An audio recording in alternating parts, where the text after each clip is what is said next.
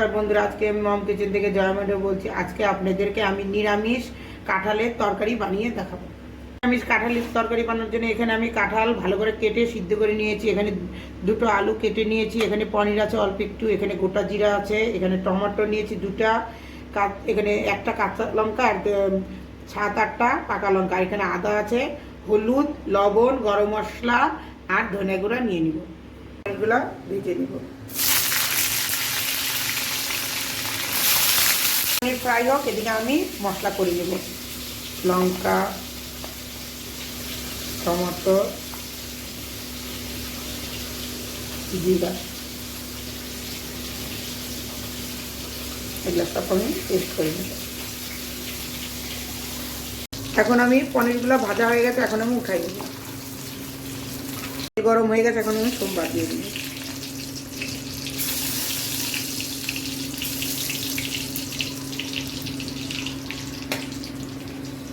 আলুগুলো সব দিয়ে, আলু ভাজা হয়ে গেছে। এই আলুর মধ্যে এখন আমি কাঁঠালগুলো দিয়ে দেবো, দিয়ে ভালো করে কাঁঠালগুলো ভেজে নিব।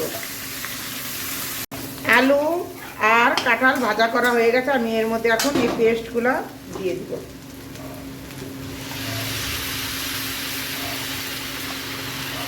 হলুদ, লবণ এখন দিব। এখন আমি অল্প একটু হলুদ দিয়ে দিব,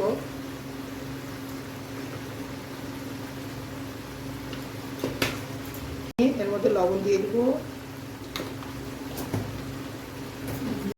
ধনিয়া পাউডার দিয়ে দিব, অল্প একটু শুকনো লঙ্কা পাউডার দিয়ে দিব কালারের জন্য। এখন আমি ভালো করে এগুলো সব কষাই নিব। কষানো আমার হয়ে গেছে, এখন আমি এর মধ্যে জল দিয়ে দিব, আর একটু জল দিব। এটা ভালো, এর মধ্যে পনির দিয়ে দিব, অল্প একটু গরম মশলা দিব,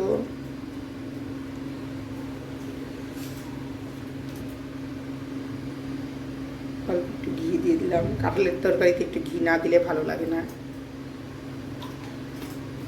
অল্প একটু কস্তুরি মেথি এবং হাতে ঘষে দিয়ে দিলাম। সেন্টটা খুব সুন্দর হয় কস্তুরি মেথি দিলে। এটা এখন ভালো করে ফুটুক।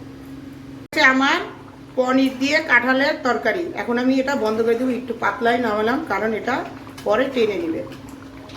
আমার ভিডিওটা পছন্দ হলে লাইক, শেয়ার, সাবস্ক্রাইব করবেন।